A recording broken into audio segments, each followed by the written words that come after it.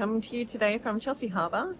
And the question that I'm going to discuss today is how to work with friends, which is something I get asked quite a lot actually, and something that happens quite a lot once you are an interior designer for a long time. A lot of your clients do become friends, and your friends do become clients. And I think this is something that a lot of interior designers steer away from because they're afraid that of mixing pleasure with business.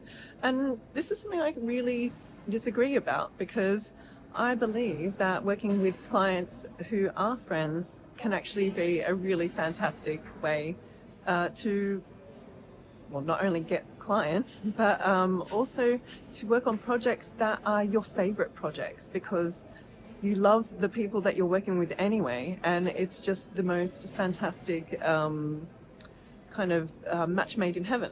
So how do you do it? Because yes, there are some boundaries that we need to set, and this all comes down to you as the interior designer. And I think this is where you need to be very specific and very clear. You are the professional, this is your main job, and this is where when you are working on the project, it is something that you work on the project at a specific time, and there is no social kind of element of it.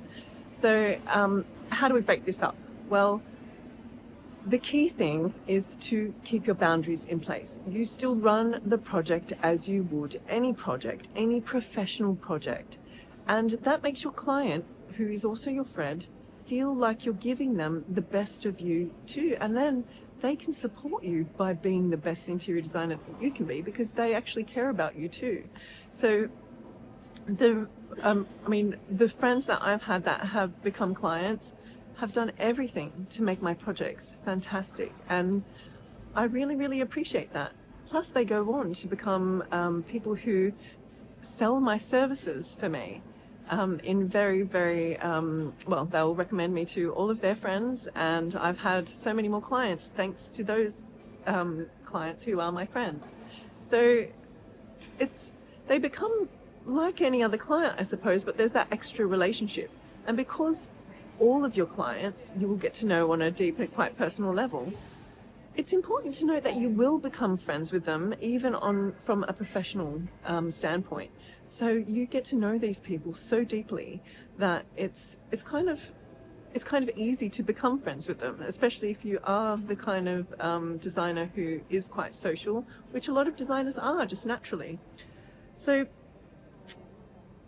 how do we do it? We stick to our boundaries, we stick to our process. So if you run your projects, for example, using RIBA stages, you would continue to do that. You would still have a contract. You would still write a fee proposal. You would still do everything that you do normally with a client who isn't a friend. So you don't break the rules with your friends. And I think that is the biggest mistake most people make if they do work with friends. And I think that is something to really consider if you are the type of person who can't separate business from friendship. I considered myself to be that type of person when I first started working, and to be honest, it's kind of funny because I naturally fell into working with friends, and I naturally found it quite easy. But the reason why was because I kept my boundaries, because I always was, I was an architect and interior designer first, and they knew me as that person. And I think that's why it was always quite easy for me, because my whole identity was always, this is who I am. Now you can see how I work. And so they entered into my life rather than the other way around. So I think keeping the professional idea that you are a professional is really key, because as soon as you break that, it starts to fall apart. So you keep your own boundaries, and that is the hardest part, because you're going to want to give some leeway and you can't. You have to stay as the professional.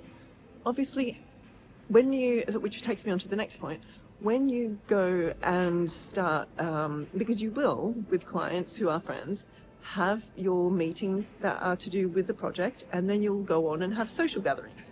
So you cannot mix the two. You can set time for the business meeting, and then you set time for, as you would, your social gatherings, but we don't mix the two. And I think that is really where you need to get clear.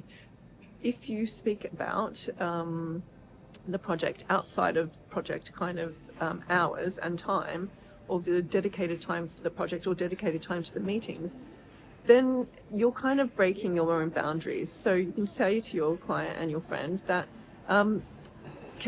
can I add that to my notes and we'll deal with that later?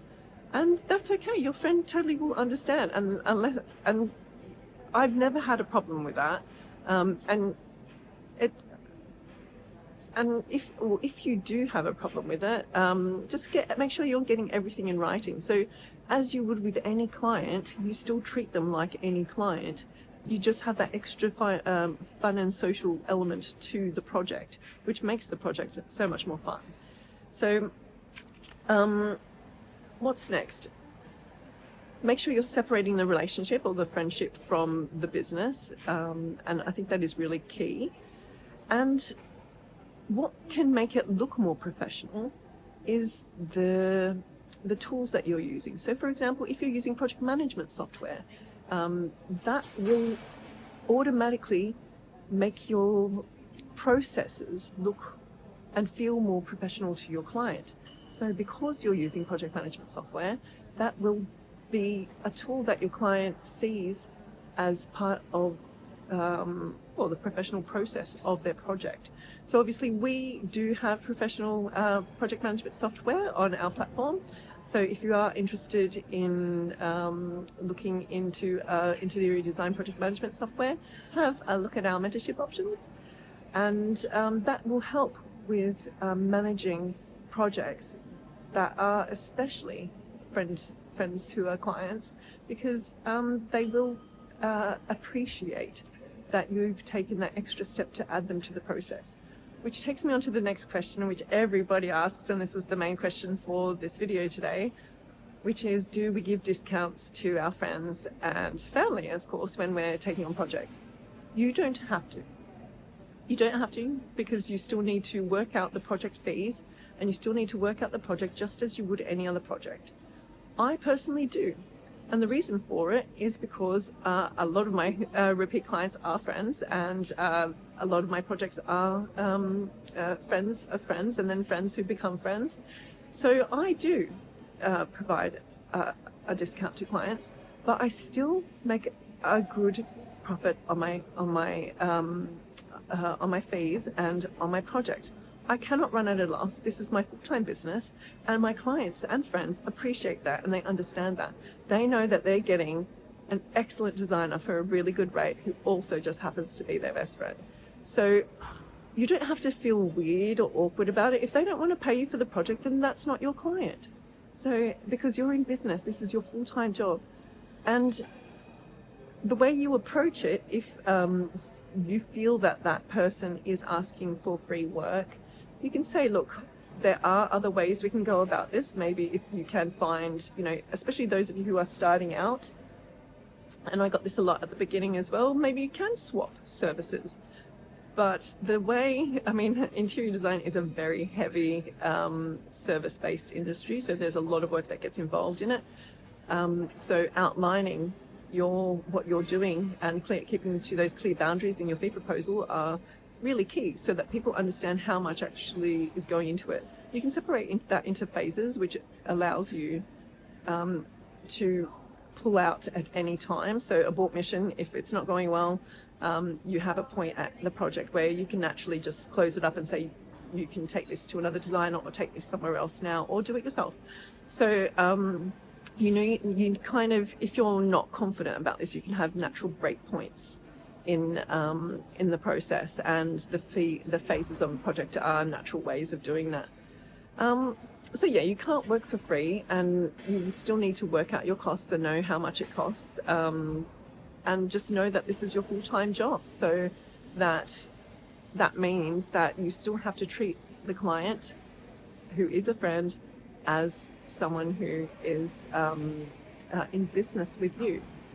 So yes, it comes down to boundaries. Yes, it comes down to, and the key point is, you're in control. You're the person who controls the process. You're the person who holds the boundaries. You've got to be confident enough and strong enough to say, I love you, but this is project stuff, so can we deal with this later? And I was really shy, and these were not things that came naturally to me, but actually once I started working with clients on projects, it started to become quite natural, because I realized that if you let that drop, the project will become a mess and you'll be blurring boundaries here and there.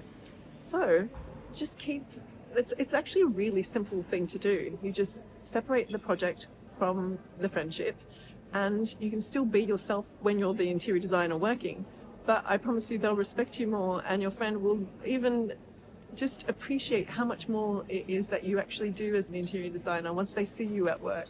And if you're the type of person where separating the work can be difficult, which it was for me at first, use a tool for yourself. So this is a little bonus one. I didn't think I'd actually talk about this, but even if you need a persona, put on some glasses if that becomes, you're now in work mode. Put on a scarf, put on a ring, put on like a set of earrings, or take out your workbook with your pen and your notepad. That is when you transition into the working interior designer rather than the friend. So that could be like a trigger that helps you to do that. So I'll leave it at that. Hopefully that it answers your questions, whether you should work with friends. And I hope you do, because they really are fantastic clients who are repeat clients, who sing your praises and get you more clients. And you don't necessarily have to discount. So it's up to you. You still need to run a project. You still need to run your business. And clients who are friends are some of the best projects I've ever had. So enjoy. Thanks.